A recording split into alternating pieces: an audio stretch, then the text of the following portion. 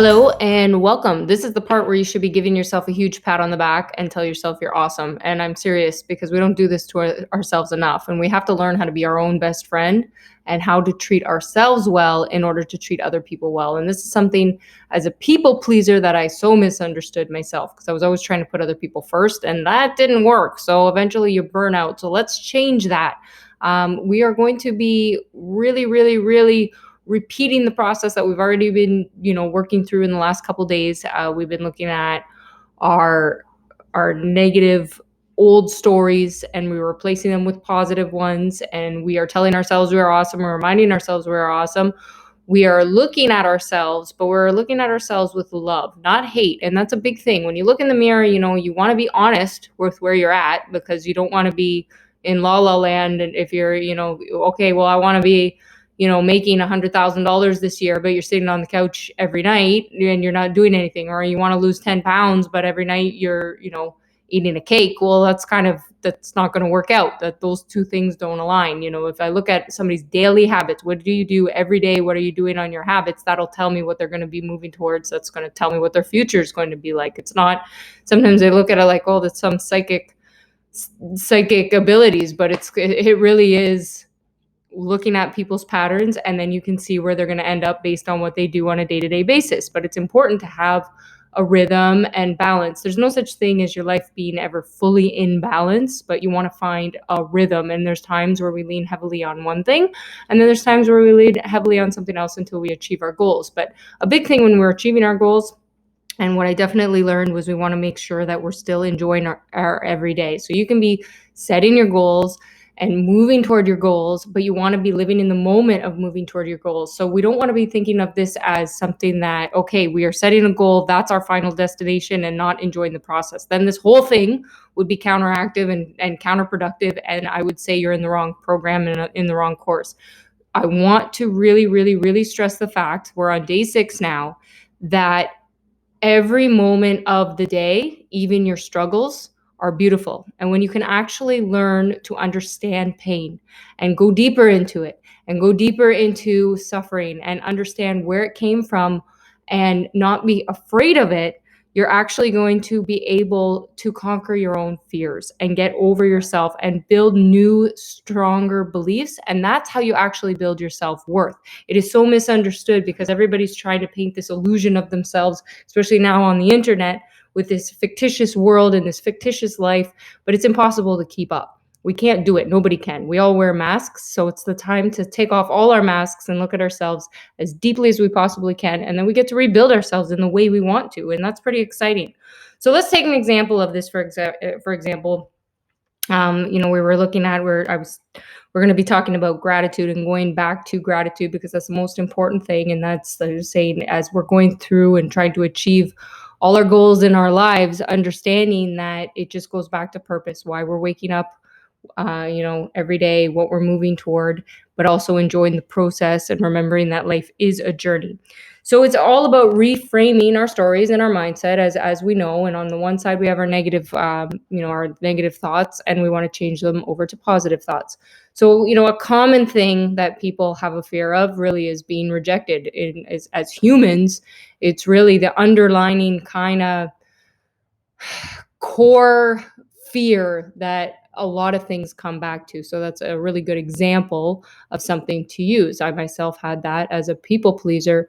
I'm trying to please society, please the world, all of these things. However, my beliefs after being abused for so long was that I had a low self-worth, but I'm a person who doesn't want to make anybody upset. So I'm living two kind of separate lives where I'm not being true to myself because I'm trying to please other people and constantly help other people. And that's why they say it's so important to put your own oxygen mask on first. Slow down, stop, and figure out what you really need. Because if you're not at your best, you're not even teaching your kids to be at their best. They need to see their parent as an example, as somebody who takes care of themselves, so that when they grow up, they do the same. But also slowing down and stopping. Your kids will get more from you if you're achieving your goals and they're seeing that and they're watching you sacrifice, but you're stopping and communicating with them when you have them and when you are seeing them, and you're looking at them and listening to what they're saying. You're not distracted by looking at your phone or other things. Even if you're with them for a shorter period of time while you're achieving your goals. Let's say you have something really set that you want to achieve. If you're constantly feeling guilty about it, and I was really bad for this, where I was set my goals and then I'm always in a constant guilt, instead of actually just stopping and going, hey, you know what, just take a break. This is even if it's 10 or 15 minutes. And in that break, enjoy the break, appreciate the break. Same kind of theory. If you're going to eat a chocolate cake, instead of feeling like, oh my goodness, I'm worried about gaining some weight after I eat this. Oh my gosh. Whereas other people would die for that cake in other countries or different things, would appreciate that food. We're so worried about ourselves, and it kind of comes from a selfish place, instead of just slowing down and saying, you know what, enjoy the cake, just enjoy the cake. And then you know what, it's okay. Then you're not actually living in judgment of the choices you made. You're okay with the choices you made. It's how we frame our mind around what we do. So if we're afraid of rejection, why are we afraid of rejection? Who rejected us in our lives? Generally, it's people that are closest to us, and that's where it comes from. It's trying to please our parents, trying to please society, trying to please our boss, trying to please everyone else, except we don't actually stop and say, what do I want? How am I going to please myself? So really taking a look at the evidence of, is this belief actually true? Where did it come from? Is this evidence fact, or is this something other people have been telling me that I've kind of formed this opinion of? What evidence do I have to disprove this? How does this belief make me actually feel?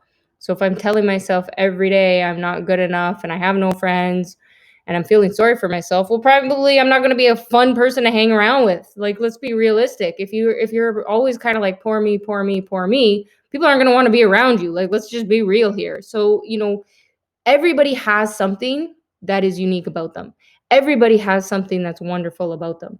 That's what makes the world a beautiful place, is that when we actually go deeper into ourselves and discover what we're good at and who we are, then we can actually find our place in this world. I myself never thought I was good at anything. I was one of those people, and that's the irony of everything. Until I stopped and looked back at my whole life and actually analyzed myself and did this process by going through and looking at myself in the mirror, I didn't see anything I did as being valuable. I just kind of went from one thing to the next to the next. And I didn't see how standing up for other people was a thing. Getting through the circumstances I was getting through, managing, just by being kind in situations where generally people aren't kind. Like it could be very basic things when you start, because you want, if you can't find anything, you can't seem to grasp at anything.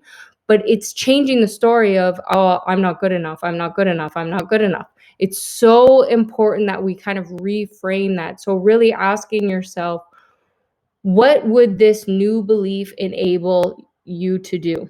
If you were to change your thinking and be able to reprogram your mind, I mean, really reprogram your mind, appreciate what you have now every single day, because you know what? If you don't appreciate what you have now, you don't deserve anything that you're going to get anyways. You don't. And most people don't appreciate what they have on a regular basis. And quite frankly, and that's what happens sadly in life, it's not until we lose it do we go, oh, I wish I would have, told my best friend or told my parents or told whatever how much I love them. But you are going to be remembered by how you make people feel, not how much money you have in the bank, not what you look like, any of those things. Those aren't going to be your legacy. How you make people feel is going to be your legacy.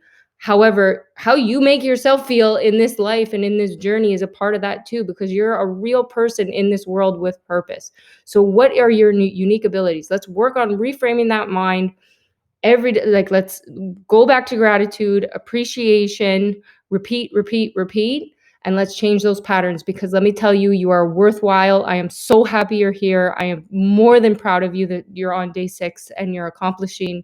Just by doing this, you're ahead of realistically a huge percentage of the population, because not many people are willing to take the chance and challenge themselves to be a better person. And the fact that you've taken your time out of your day to look at yourself and be honest with yourself, and you have the courage to look in the mirror and say, you know what, I'm not perfect, I'm never going to be perfect, but I'm willing to learn from my mistakes. I'm willing to learn from who I am